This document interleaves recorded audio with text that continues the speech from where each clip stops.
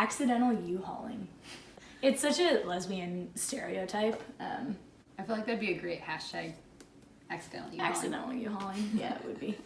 Hi guys, I'm Hannah. I'm Sadie. And we're not straight. If this is your first time to our channel, welcome.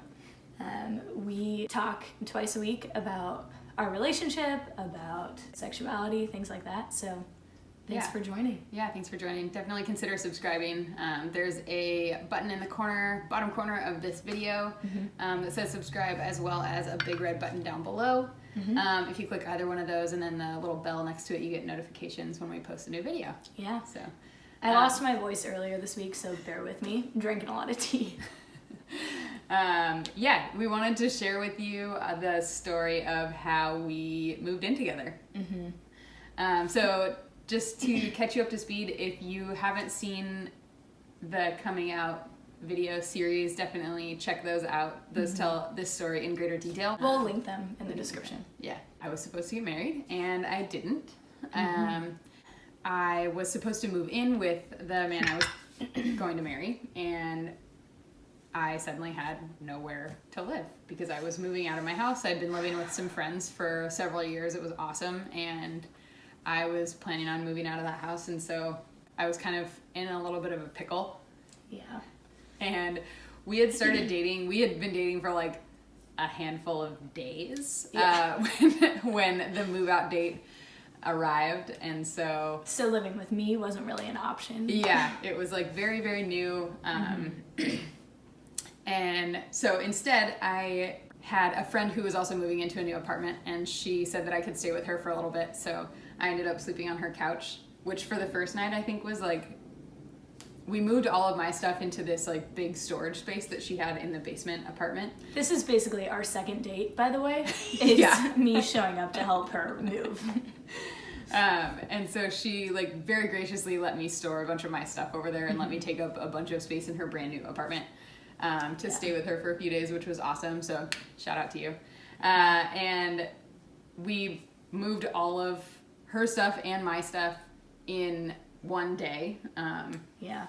Just down the street, so it wasn't too bad. But... Yeah, it was just down the street, so there was like a lot of like carrying stuff across the street, like big armloads of stuff, which was hilarious. And we moved into that apartment. So the first night, I think I slept on the living room floor. Yep. Air mattress? Maybe in an air mattress. Maybe not. I don't even remember now. Yeah. But shortly after that, she got a couch, and I slept on the couch for like a month. Yeah.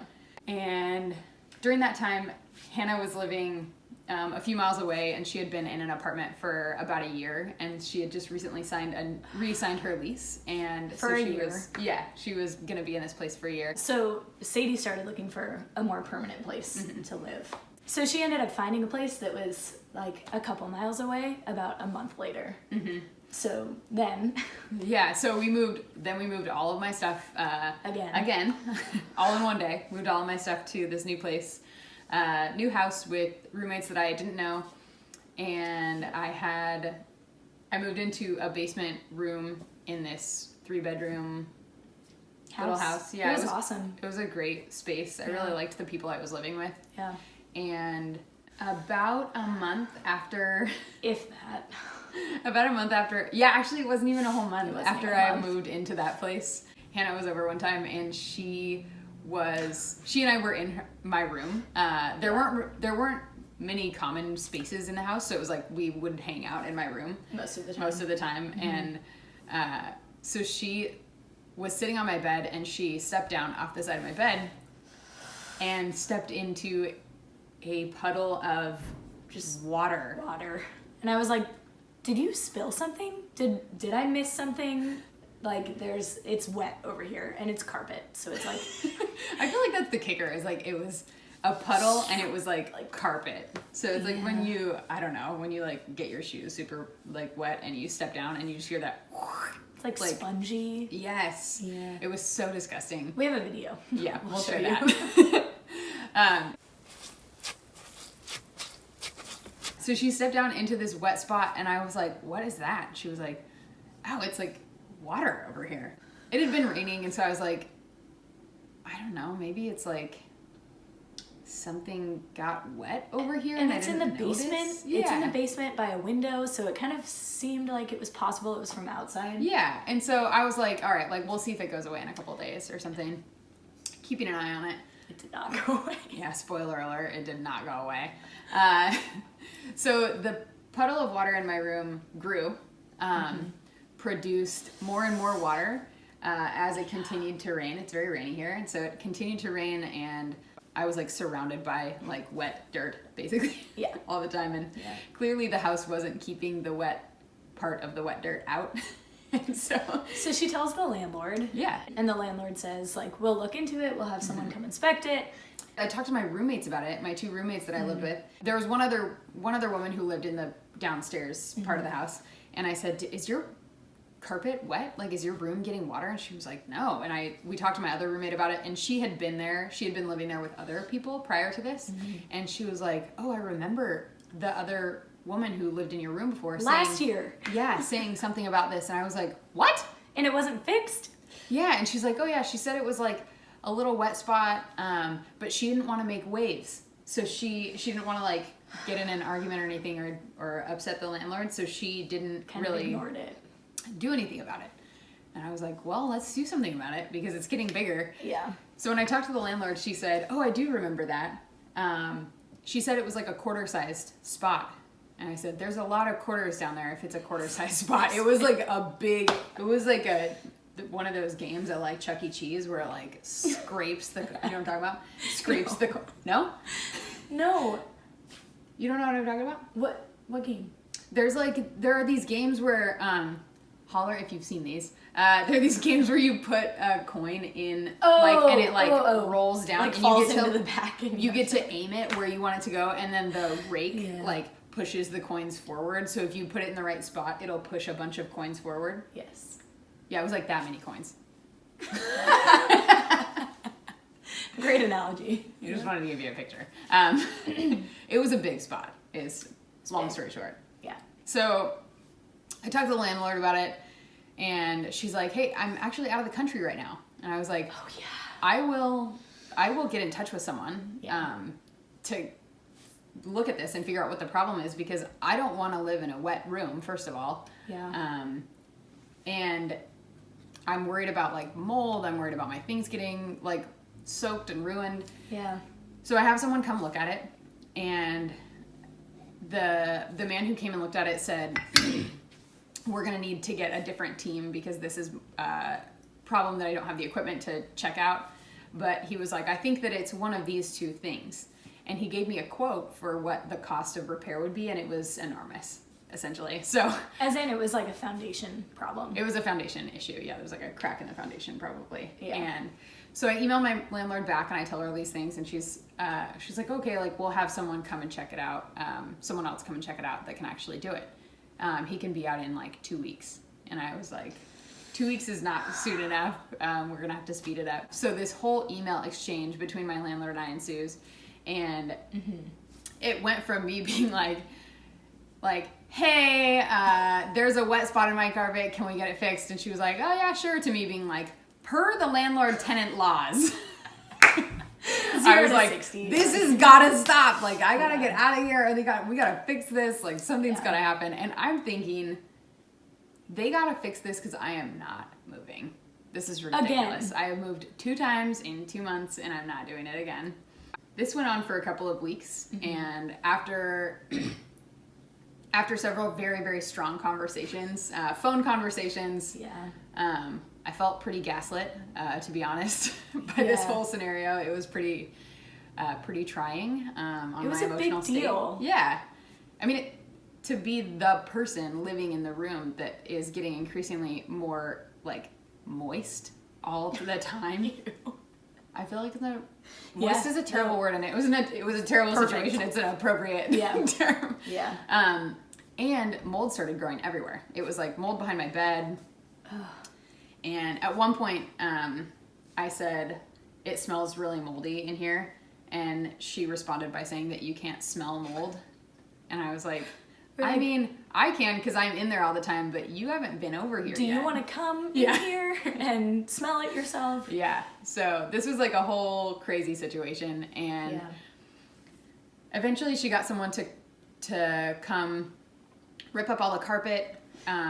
Which, by the way, they show up and they're like, oh, you need to move all of your stuff out of this room now. Yeah, it was like she was like, if you want to be there when they come to like get started, you can. And I was like, yeah, I would like to be there because I would like to talk to them. Mm-hmm. And they show up and they're like, where is it? And they have these big dehydrator, whatever, dehumidifiers, that's what they're called. These huge like industrial fans. And I'm like, man, my stuff's going to be blowing all over the place.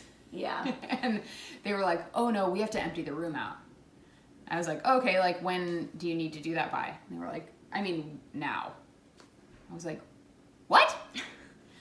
So she and my landlord was there at that point, and I was like looking at her like, are you kidding me? You didn't tell me? And like, where do I live now? Like, yeah. Where do I stay? Yeah, so it was like immediately I had to move somewhere else, which into the hallway. Like, well, I mean, yes, my stuff, but like my person, like I had to move somewhere else.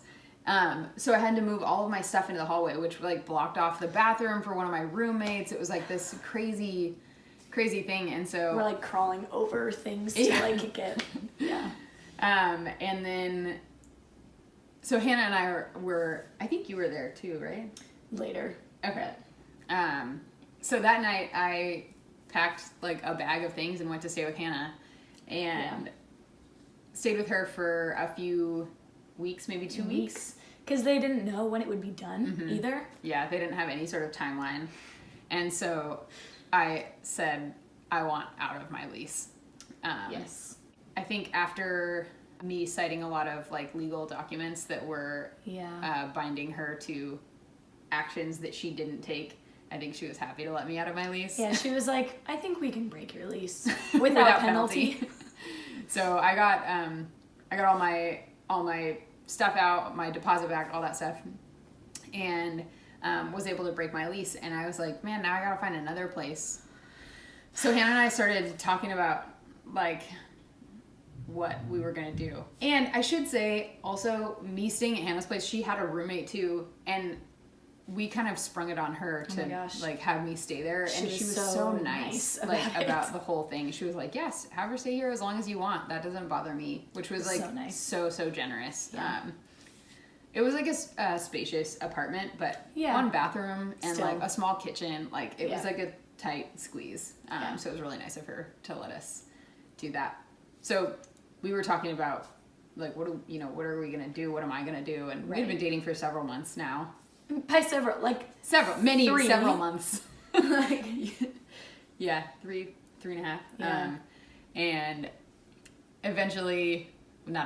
very quickly we were like, should we move in together? It seemed like the easiest option. The only problem was that Hannah would then have to get out of her lease. Right, which would have been, I think, like a full month's rent if I didn't find a replacement. So I started looking for someone to take my spot, basically. Yeah. And then we started kind of for fun and as a joke at first, touring places together, like fantasizing about where we could live. And of course, fell in love with like the first place that we went to, which is, spoiler alert, this place. So we came here, and this was like pretty close to the friend that I had been living with for like a month before moving into the house. And it's also pretty close to where the house was. So it was like not a big transfer, but just kind of skipping around for a few months. Yeah. So I ended up finding someone, which was like a miracle. And we had a really crazy summer. It was a really hard summer, so it felt like kind of a gift to be like, you are both going to get out of your leases and you're going to find an awesome place and you can move in together and it'll all be okay. So it was like, I think maybe like a week that we like talked about this, looked at places, found this place, signed the lease before she was out of her place. Yeah. And ended up getting a really good deal on this place too, because of the fact that they needed to fill the apartments. In December. I think it's hard to find replacement tenants in the middle of the winter too, so they had really good deals. Yeah.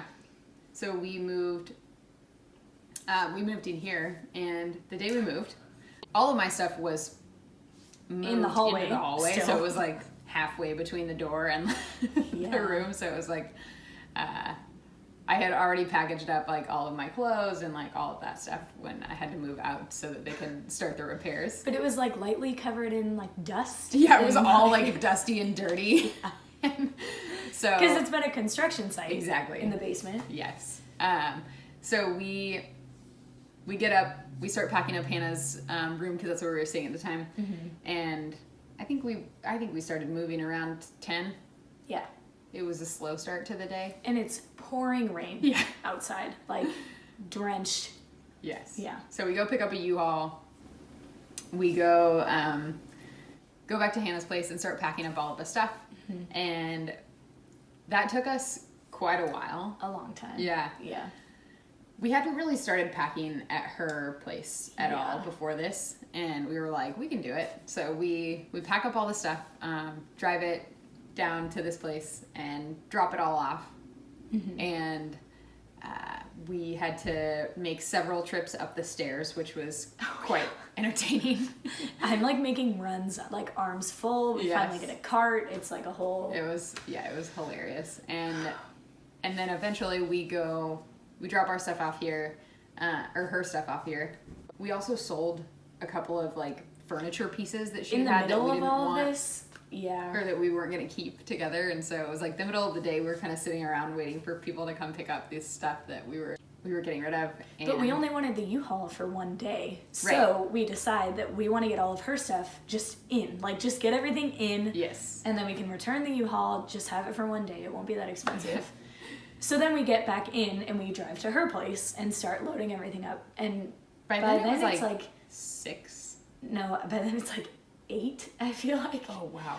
Yeah, I guess that's true. Because we like stopped 8, for pizza and we ate pizza. Oh, that's right. Like, it was like pitch black.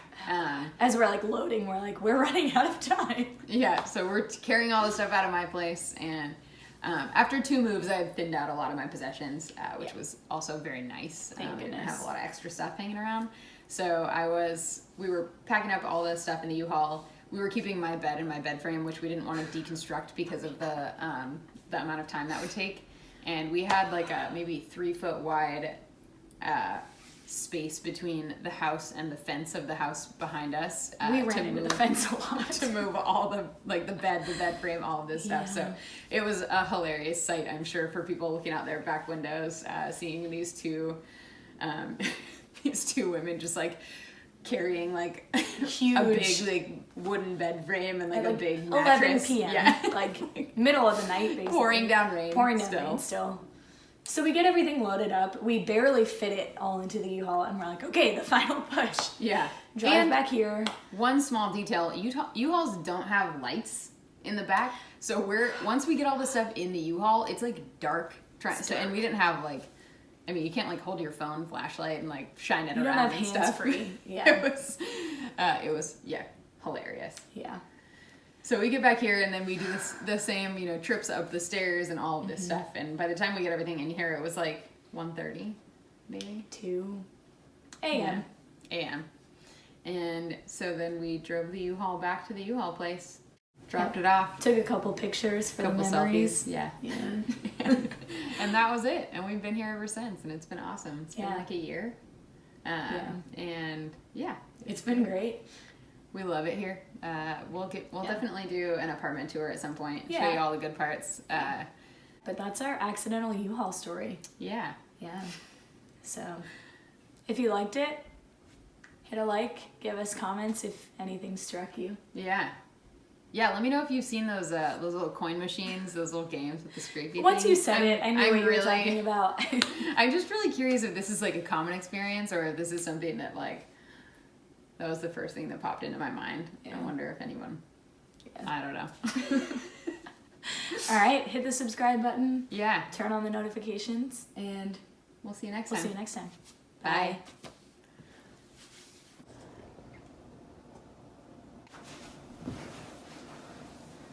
Yeah, can you not see it?